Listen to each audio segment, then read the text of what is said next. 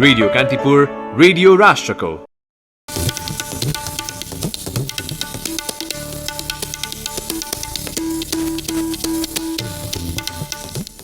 सीमा समस्या समाधान गर्न सरकार चुकेको भन्दै सत्तारूढ दलकै सांसदहरूको आलोचना। भारतले नेपालको करिब 400 किलोमिटर भूभाग मिचेको गृहमन्त्री थापाको भनाई।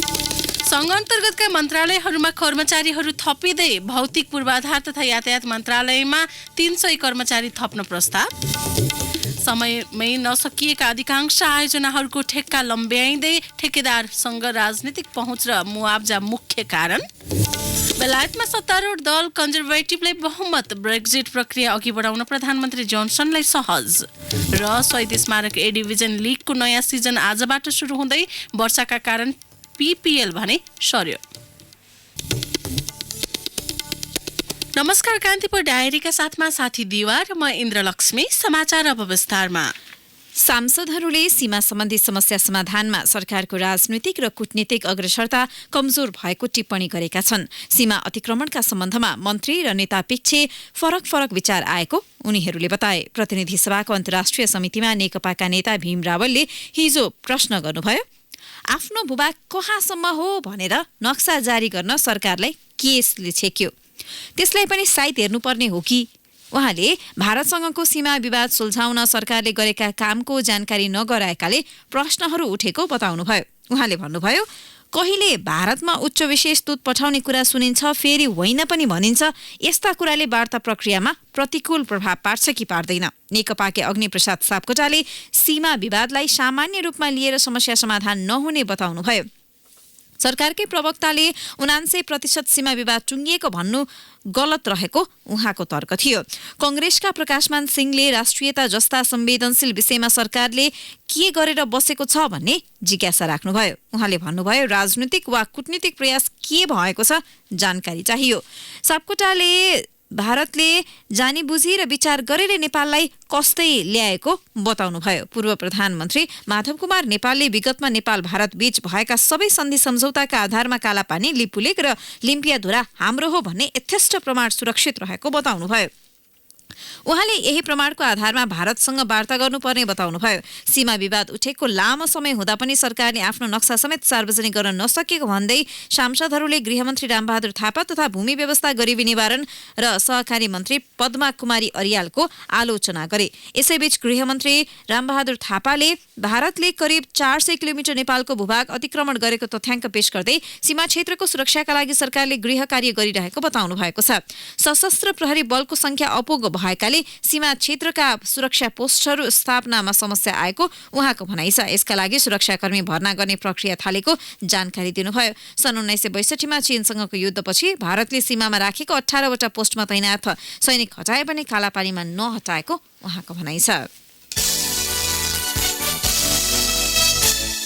संघमा कर्मचारीको दरबन्दी धेरै राखिएको भन्दै आलोचना भइरहेका बेला मन्त्रालयहरूले भने थप्न थालेका छन्। गृह मन्त्रालयमा प्रथम श्रेणीका 19 जना सहसचिव सहित करिब 40 कर्मचारीको दरबन्दी थपिएको छ। अख्तियार दुरुपयोग अनुसन्धान आयोगमा शाखा अधिकृत भन्दा मुनिका केही दरबन्दी थप भएका छन्। भौतिक पूर्वाधार तथा यातायात मन्त्रालयले 300 र अर्थ मन्त्रालयले 200 भन्दा बढी कर्मचारी थपको प्रस्ताव गरेका हुन्। अर्थले विभिन्न स्थानमा राजस्व सङ्कलनका लागि नयाँ कार्यालयहरू खोल्नुपर्ने भएको भन्दै कर्मचारी थप्न प्रस्ताव गरेको हो। संघीय मामिला तथा सामान्य प्रशासन मन्त्रालयले भौतिक पूर्वाधार मन्त्रालयको प्रस्तावलाई फिर्ता पठाएको छ। परराष्ट्र मन्त्रालयले पनि केही थप दरबन्दीको प्रस्ताव गरेको छ। सामान्य प्रशासन मन्त्रालयले संघ मातहत कायम भएका संगठन संरचना र दरबन्दीको पुनरावलोकन थालेपछि मन्त्रालयहरूले कर्मचारी घटाउनुको साटो थप्न प्रस्ताव गरेका हुन्। संघमा अहिले 48,500 कर्मचारीको दरबन्दी छ। प्रदेशमा 22,000 र स्थानीय तहमा 67,000 दरबन्दी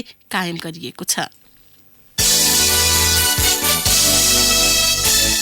2072 असारमा ठेक्का सम्झौता भएको त्रिपुरेश्वर कलङ्की नागढुङ्गा सडकको निर्माण अझै सकिएको छैन। 4 खण्डमा काम भएको यो सडकका लागि 75 का समय सकिएपछि 3 पटक समय थप भइसक्यो। सुरुको अवस्थामा निर्माण व्यवसायीले बिजुलीका पोल, घर, जग्गा र अदालतको आदेशले ढिलाइ भए पनि अहिले भने सरकारले यथास्थितिमा काम गर्नु भनेर वातावरण मिलाइदिएको वर्ष बितिसक्यो। कुनै पनि सडक सम्पन्न भएका छैनन्। काठमाडौँ उपत्यका सडक विस्तार आयोजनाका अनुसार अहिलेसम्म यो खण्डको भौतिक प्रगति 90% छ। आयोजनाका प्रवक्ता विश्व विजयलाल श्रेष्ठले भन्नुभयो, निर्माण सुरु गर्दै केही समय ठाउँमा पिच गरिएको थियो। दैनिक करिब 10,000 भन्दा बढी सवारी साधन गुड्ने यो खण्डबाट ओहोर दोहोर गर्दा धुलो जामले यात्रु शास्ति खेप्न बाध्य छन्। यो बुझेरै प्रधानमन्त्री केपी शर्मा ओलीले कार्तिक 4 गते नागढुङ्गा सिस्नेखोला सुरुङ मार्गको शिलान्यासका क्रममा त्रिपुरेश्वर कलङ्की नागढुङ्गा सडक अविलम्ब सक्न निर्देशन दिनुभएको थियो। तर उहाँले यो निर्देशन दिइरहँदा जति प्रगति थियो अहिले पनि त्यति नै छ।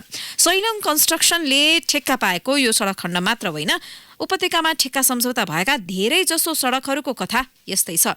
सडक विभागका एक कर्मचारीले भने, सबै ठेकेदारहरू पावरको भरमा चलेका छन्, पावरकै भरमा समय थप गर्छन्, आदेशको भरमा ठेक्का पाउनेले कसरी तोकिएकै समयमा काम सक्छन्। ती कर्मचारीका अनुसार सरकारले निर्माणमा कडाई गर्ने हो भने तोकिएकै समयमा काम सकिने थियो। यसैगरी काम नभएको अर्को सडक हो त्रिपुरेश्वर कलङ्की नागढुङ्गा खण्डको पहिलो खण्डको ठेक्का। यो काम गर्ने जिम्मेवारी वज्र गुरु बिरुवा CMJVले 2072 सालमै पाएका थिए। 39 करोड 29 लाख 64 हजार रुपियाँ बजेटमा ठेक्का भएको यो खण्डको निर्माण 75 कार्तिकसम्म सक्नुपर्नेमा 3 पटक समय थप गरिसकिएको छ।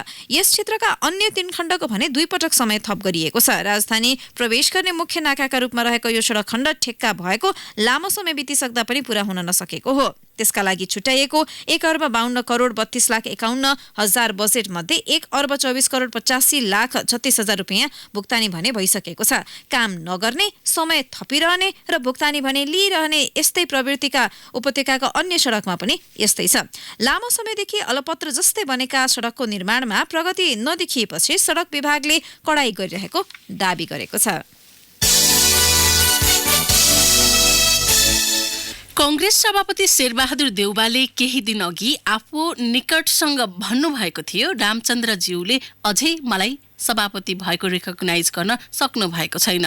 आफू नेतृत्वमा आएदेखि नै वरिष्ठ नेता रामचन्द्र पौडेलले सहयोग नगरेको उहाँको गुनासो छ। पौडेलको पनि उस्तै गुनासो छ। 4 पटक प्रधानमन्त्री र पार्टी सभापति भइसक्नु भएका देउवाले आफूलाई कुनै कुरामा साथ दिनु भएन।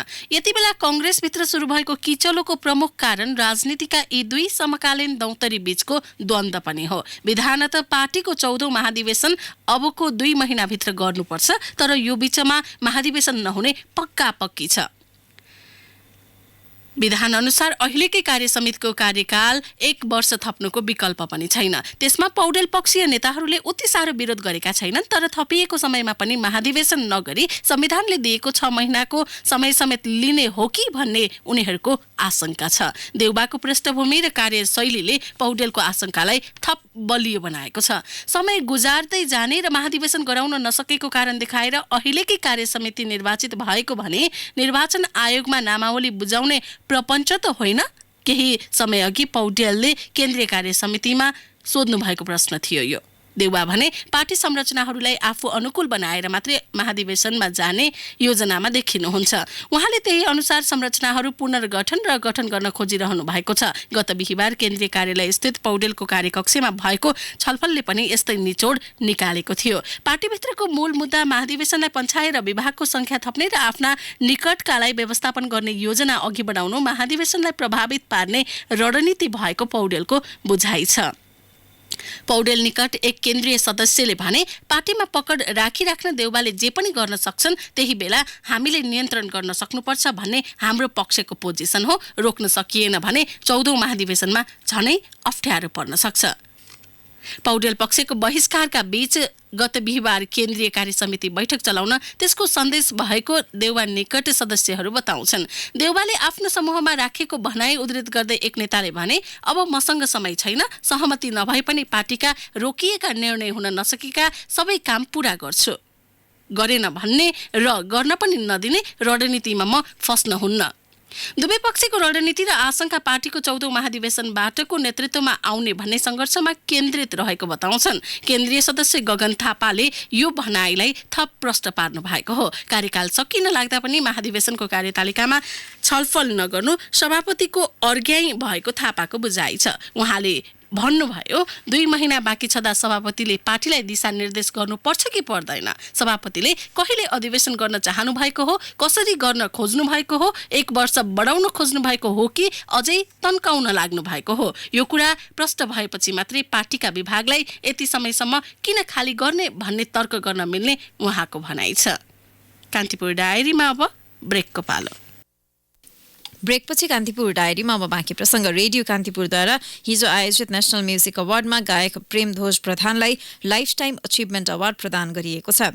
21औं वार्षिक उत्सवको अवसर पारेर रेडियो कान्तिपुरले होटल सोल्टी क्राउन प्लाजामा आयोजना गरेको अवार्ड समारोहमा गायक प्रधानलाई 1 लाख रुपियाँ नगद र ताम्रपत्र सहित सम्मान गरिएको हो। 7 दशकदेखि नेपाली साङ्गीतिक क्षेत्रमा निरन्तर सक्रिय रहँदै आएका गायक प्रधानले आधुनिक लोकभजन, फिल्म र नेपाल भाषाका गरी 700 भन्दा बढी गीतमा स्वर तथा संगीत दिइसक्नु भएको छ। नेशनल म्युजिक अवार्डमा गत वर्ष आएका गीतहरूमध्ये विधागत उत्कृष्टलाई समेत सम्मान गरिएको छ। पुरुष पार्श्व गायनतर्फ गायकमा बनकी चरी गीतबाट रूपक डोटेल र गायिकातर्फ जिन्दगी नै गीतबाट प्रविशा अधिकारी उत्कृष्ट भने। यसैगरी पप गायनतर्फ अलिअलि गीतबाट गायक प्रताप दास र मदामिसु गीतबाट गायिका समृद्धि राई उत्कृष्ट घोषित भए। आधुनिक गीततर्फ भने गायक सुमन कुमार श्रेष्ठ जिस्काउँथे गीतका लागि गायिका सङ्गीता राणा प्रधानले सम्झनामा नआउ बोलको गीतबाट विधागत प्रतिस्पर्धीलाई पछि पार्दै अवार्ड जितेका थिए। लोकगीततर्फको अवार्ड सालको पात टपरी हुनेका लागि गायक कुलेन्द्र विश्वकर्मा र मुखैमा चिनी गीतबाट गायिका सुनिता दुलालले यस वर्षको नेशनल म्युजिक अवार्ड हत्याए।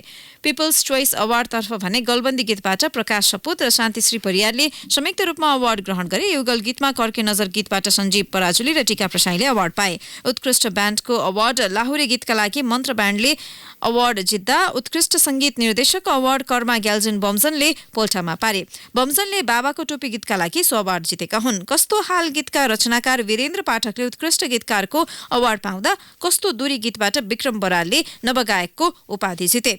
राष्ट्रिय गीततर्फको अवार्ड भने नबिर्सहै गीतबाट चितमान गुरुङले प्राप्त गरे। सांगीतिक क्षेत्रका उत्कृष्ट गायक गायिका र सर्जकसँगै रेडियो कान्तिपुरले वर्षभरि सबैभन्दा धेरै विज्ञापन दिने उत्कृष्ट 3 विज्ञापन एजेन्सीमा मिडिया सेन्स पहिलो, एड रिलिज दोस्रो र थम्सन नेपाल तेस्रो भएर सम्मानित भए।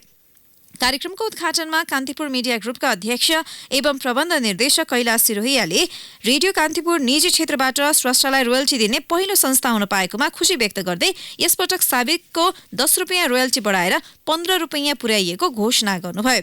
देशभर 80% भूभागमा सेवा विस्तार गरेको रेडियो कान्तिपुरको फेसबुकमा मात्रै 25 लाखको पहुँच रहेको जानकारी दिँदै अध्यक्ष सिरोहियाले रेडियो कान्तिपुरको वेबसाइटलाई परिष्कृत र परिमार्जन गर्दै सामाजिक सञ्जालमा समेत बलियो उपस्थिति जनाउने बताउनुभयो। सरकारले गोकर्ण फरेस्ट रिसोर्ट, त्यहाँ रहेको गल्फ कोर्स र जंगल क्षेत्र निकै सस्तो दरमा थप 25 वर्षका लागि फेरि होल्डिङ्स प्रणालीलाई नै दिएको छ। सरकारी स्वामित्वको सो सम्पत्ति प्रयोगबारे पुरानो सम्झौताको म्याद सकिनु 6 वर्ष बाँकी छँदै यति होल्डिङ्सलाई समय थप गरिएको हो। उपप्रधान तथा रक्षा मन्त्री ईश्वर पोखरेल अध्यक्ष रहेको नेपाल ट्रस्ट सञ्चालक समितिको सिफारिसमा गत सोमबार मन्त्री परिषद बैठकले समय थप्ने निर्णय गरेको थियो। विदेश स्थित नेपाली कूटनीतिक नियोगहरूले प्रवेशाज्ञा भिजा स्टिकर बापत सङ्कलित राजस्व मध्ये करिब 39 करोड 31 लाख रुपियाँ हिनामिना गरेको आशंकामा अख्तियार दुरुपयोग अनुसन्धान आयोगले अनुसन्धान थालेको छ। अध्यागमनबाट लगिएका भिजा स्टिकर अनुसार राजस्व सङ्कलन नभएको भेटिएपछि अख्तियारले गृह र परराष्ट्र मन्त्रालयबाट विवरण झिकाएर छानबिन थालेको हो। अख्तियारले गृह र परराष्ट्र मन्त्रालयलाई मङ्सिर 12 गते नै पत्र पठाएर आर्थिक वर्ष 75-76 मा भिजा स्टिकर र सङ्कलित राजस्वको विवरण उपलब्ध गराइदिन भनेको थियो। त्यसको 13 दिनपछि गृहले अख्तियारलाई पत्र लेख्दै गत वर्ष विदेश स्थित नियोगलाई अध्यागमन विभाग हुँदै परराष्ट्र मन्त्रालय मार्फत 34,78,920 अमेरिकी डलर बराबरका 1,16,247 स्थान स्टिकर पठाएको जवाफ दिएको छ। गृह सचिव प्रेम कुमार राईले मङ्सिर 24 गते सचिव स्तरीय निर्णय गरेर भिजा स्टिकर हिनामिना सम्बन्धी राय सहितको विवरण पठाउन निर्देशन दिनुभएको थियो। यो विषयमा अख्तियारले 2 नम्बर महाशाखाको अनुसन्धान गरिरहेको छ। गृहले 13 पानाको फाइल पठाउँदै भिजा स्टिकर बापतको राजस्व परराष्ट्र मन्त्रालयबाट हरेक वर्ष अध्यागमन विभागमा पेश हुनुपर्नेमा अधिकांशले त्यसको पालना नगरेको जानकारी पनि अख्तियारलाई दिएको छ। विदेशमा नेपालका 30 वटा नेपाली दूतावास, 6 वटा कन्सुलर र 3 वटा स्थायी नियोगका कार्यालय छन्। म्यानमारबाट लखेटिएपछि नेपाल आएर काभ्रेको पनौती स्थित कुसादेवीमा अस्थायी टहरा बनाई बसेका रोहिङ्ग्या शरणार्थीलाई 7 दिनभित्र छाड्न जग्गाधनीले अल्टिमेटम दिएका छन्। मङ्सिर 10 गते कुसादेवी आइपुगेका उनीहरू सत्यराम थापाको जग्गामा छुट्टा छुट्टै टहरा बनाएर बसेका छन्। उनीहरू आएको 3 दिनपछि मात्र शरणार्थी हुन् भन्ने थाहा पायौं। काम गर्ने अनुमति पनि छैन रहेछ। नेपालले शरणार्थी स्वीकार नगरेको समेत थाहा पाएपछि हट्न भनिसकेका छौं। सत्यरामको भनाई उद्धृत गर्दै उनका भतिज रामेश्वरले भने त्रिविका 1 प्राध्यापक मार्फत रोहिङ्ग्याहरू सत्यरामको सम्पर्कमा पुगेका थिए। रौतहटको राजपुर बम काण्डका फरार प्रतिवादीलाई हाजिर हुन जिल्ला अदालतले पत्र पठाएको छ। पहिलो संविधान सभा निर्वाचनको अघिल्लो दिन राजपुर फरदुवामा भएको बम विस्फोटको घटनामा संलग्न रहेको आरोप लागेका 10 जना प्रतिवादीलाई अदालतले 35 दिनभित्र हाजिर हुन पत्र पठाएको छ। पूर्व मन्त्री शेख इद्रिसको राजपुर फरदुवा स्थित गोठमा 2064 चैत 27 गते साँझ भएको बम विस्फोटमा घाइते भएका सरुवाठाका त्रिलोक प्रताप सिंह र ओशी अख्तरलाई चिम्नी भट्टामा हालेर जलाएर मारेको भन्दै 11 जना विरुद्ध कर्तव्य ज्यान मार्ने उद्योग र विस्फोटक पदार्थ भण्डारणको अभियोगमा मुद्दा चलाइएको थियो। अब केही समाचार संक्षेपमा। प्रदेश 3 का विभिन्न जिल्लाको उच्च पहाडी क्षेत्रमा हिजोदेखि हिमपात सुरु भएको छ। दोलखाको कालिचोक, रसुवाको लाङटाङ, रामेछापको गुप्तेश्वर क्षेत्र र काठमाडौँको चन्द्रागिरी डाँडामा हिउँ परेको हो। द्विपक्षीय सम्बन्ध स्थापना भएको करिब 7 दशकपछि नेपाल र फ्रान्स सरकार बीच पहिलो पटक परराष्ट्र मन्त्रालय स्तरीय द्विपक्षीय परामर्श संयन्त्र स्थापना भएको छ। गण्डकी प्रदेश सभाकी सदस्य पुष्पा केसी भण्डारीले समाजका विभिन्न क्षेत्रमा यौन हिंसाका घटना हुने गरे तापनि संसदभित्र आफूले यौन दुर्व्यवहारका घटना भोग्नु नपरेको स्पष्ट पार्नु भएको छ। भण्डारीले गत 23 गते कान्तिपुरमा छापिएको संसदभित्रै यौन हिंसा भयो भन्ने शीर्षक समाचारप्रति प्रतिक्रिया जनाउँदै यस्तो धारणा राख्नु भएको हो।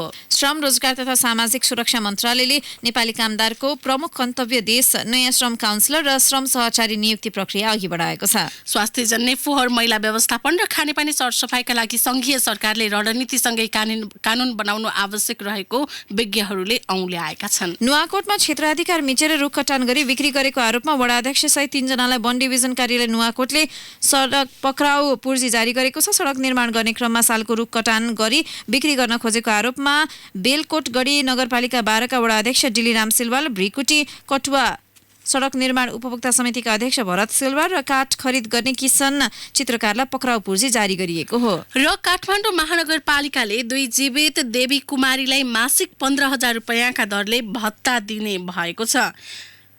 मेयर विद्यासुन्दर साक्यले हनुमान ढोकामा रहेकी कुमारीलाई मात्र भत्ता दिइरहेकोमा यस वर्षबाट मखन र किलागल टोलमा रहेका कुमारीलाई पनि उपलब्ध गराइने स्पष्ट पार्नु भएको हो। कान्तिपुर डायरीमा फेरि पनि ब्रेकको पालो। ब्रेकपछि कान्तिपुरमा आर्थिक प्रसङ्ग। सरकारले दूधमा प्रति लिटर 6 रुपैयाँ बढाउँदा दुग्ध वस्तुको मूल्य भने 50 रुपैयाँले महँगो भएको छ। निजी डेरीहरूले मात्र होइन, सरकारी स्वामित्वमा सञ्चालित दुग्ध विकास संस्थान डीडीसीले समेत दुग्ध पदार्थमा 50 रुपैयाँसम्म बढाएको छ। डीडीसीले दुधको मूल्य भदौ 21 गतेदेखि लागू हुने गरी प्रति लिटर 6 रुपैयाँ बढाउने निर्णय गरेको थियो। त्यसलाई गते निजी डेरी उद्योगले असोज 1 गतेबाट दुग्धजन्य वस्तुको मूल्य वृद्धि गरेका हुन्। डीडीसीले कार्तिक 29 गतेदेखि लागू हुने गरी पनिर, घिउ, नौनी, दही, मिठाई लगायतको मूल्य बढाएको छ। डेरी एसोसिएसनका अनुसार पनिरमा प्रति किलो 50 रुपैयाँ बढेको छ। नयाँ मूल्य अनुसार 1 किलो पनिर खरिद गर्दा 650 रुपैयाँ तिर्नुपर्छ। घिउमा प्रति लिटर 50 रुपैयाँ 950 पुगेको छ। नौनीमा 50 रुपैयाँ बढेर 850 पुगेको छ। एसोसिएसनले जनाएअनुसार दहीमा प्रति लिटर 10 रुपैयाँ बढाइएको छ। मूल्य वृद्धि गर्ने व्यवसायीहरूले भने यसलाई स्वाभाविक मानेका छन्।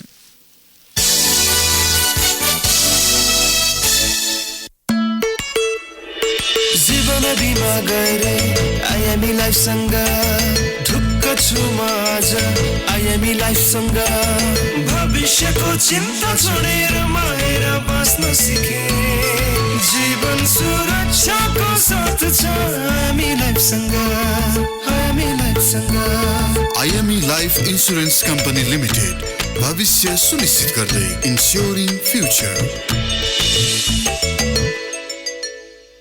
अख्तियार दुरुपयोग अनुसन्धान आयोगले तातोपानी भन्सार कार्यालयका तत्कालीन प्रमुख कृष्ण बहादुर बस्नेत विरुद्ध गैरकानूनी सम्पत्ति आर्जन गरेको अभियोगमा 10 करोड 56 लाख रुपियाँको भ्रष्टाचार मुद्दा दायर गरेको छ। अर्थ मन्त्रालयका उपसचिव बस्नेतमाथि आफ्नो र जेठानका नाममा सम्पत्ति लुकाएको आरोप छ। अख्तियारले उनीमाथि 17 लाख रुपियाँ घुस लिएको आरोपमा अर्को मुद्दा समेत दायर गरेको छ। बेलायतमा प्रधानमन्त्री बोरिस जोन्सनको पार्टी कन्जर्भेटिभले गत बिहिबार सम्पन्न संसदीय निर्वाचनमा बहुमत ल्याएको छ। इङ्ल्यान्ड, वेल्स, स्कटल्यान्ड, नर्दर्न आयरल्यान्डका कुल 650 क्षेत्रमा भएको निर्वाचनमा कन्जर्भेटिभले 364 स्थानमा विजय प्राप्त गरेको हो। यो सिट अघिल्लो निर्वाचनभन्दा 47 सिट बढी हो। बहुमतका लागि 326 सिट आवश्यक थियो।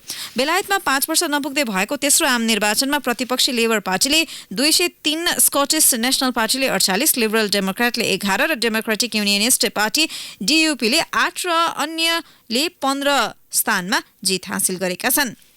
यसैबीच प्रधानमन्त्री जोन्सनले बेलायत युरोपेली सङ्घ EUबाट बहिर्गमन गर्न शक्तिशाली नयाँ जनादेश प्राप्त भएको भन्दै खुसी व्यक्त गर्नुभएको छ। उहाँले नवतोकिएकै मिति जनवरी 31मा बेलायत EUबाट बाहिरिने बताउनु भएको छ, तर विस्तृत विवरण भने सार्वजनिक गर्नु भएन।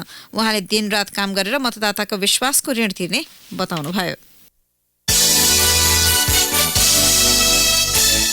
अब खेल प्रसङ्ग। शहीद स्मारक ए डिभिजन लिगको नयाँ सिजन आजबाट सुरु हुँदैछ। घरेलु फुटबलका शीर्ष डिभिजनको क्लबले प्रतिस्पर्धा गर्ने लिगको खेल आज सुरु हुन लागेको हो। उद्घाटन खेलमा आज मछिन्द्र क्लब र ब्रिगेड बोइज क्लब बीच प्रतिस्पर्धा हुनेछ। खेल दशरथ रङ्गशालामा दिउँसो 3 बजेपछि सुरु हुनेछ। लिगमा घरेलु फुटबलका 14 ए डिभिजन क्लबले प्रतिस्पर्धा गर्नेछन्। प्रतियोगिता फागुन 3 गतेसम्म चल्नेछ। लिग अवधिभर कुल 91 खेल हुनेछन्। हरेक राउन्डमा 7 खेल हुनेछ।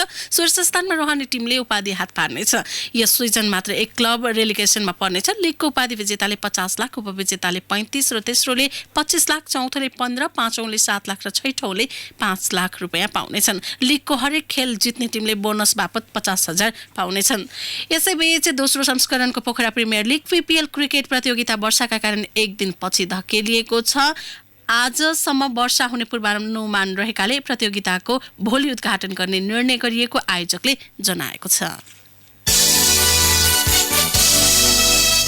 अब मौसम सम्बन्धी जानकारी। काठमाडौँ उपत्यका सहित देशभरका अधिकांश भूभागमा वर्षा भइरहेको छ। उच्च पहाडी सहित हिमाली भूभागमा हिमपात सुरु भएको मौसम पूर्वानुमान महाशाखाले जनाएको छ। केही बेर अघि 8 डिग्री सेल्सियस मापन गरिएको काठमाडौँ उपत्यकाको अधिकतम तापक्रम आज 19 डिग्री सेल्सियससम्म पुग्नेछ। सूर्योदय बिहान 6:46 भयो भने सूर्यास्त भरे साँझ 5:11 हुनेछ।